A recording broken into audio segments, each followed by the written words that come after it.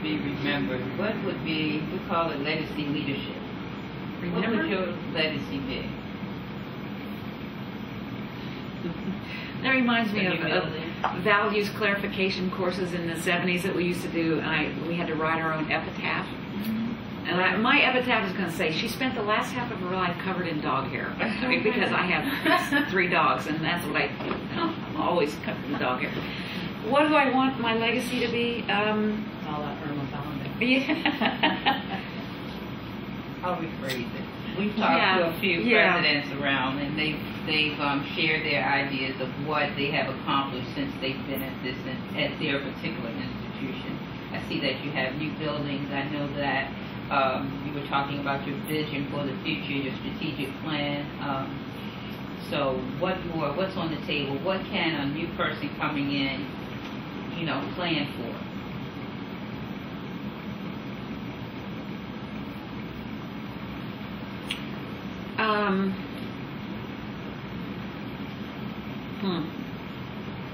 I don't know quite how to answer that.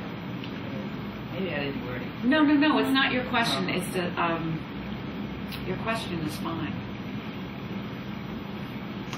When I got to Tunxus, what I saw was, as I've described it, an institution contemplating its own navel.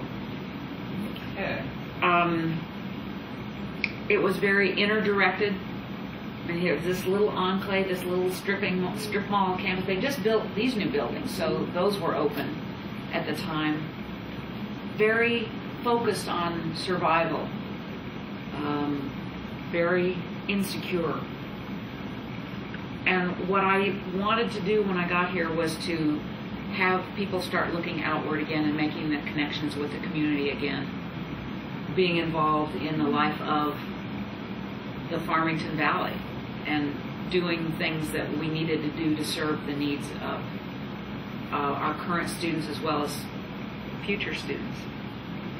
So I think that has been, we've made great progress in that respect. An outcome of that includes the buildings. That wasn't where we started.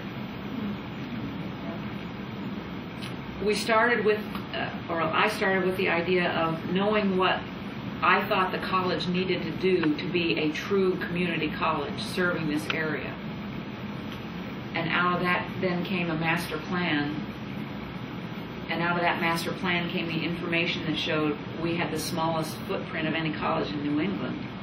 And out of that came the lobbying effort to start working toward the capital funding to be able to get the buildings that we needed to do a lot of the things we needed to do here. So this was an outgrowth of, not the starting point.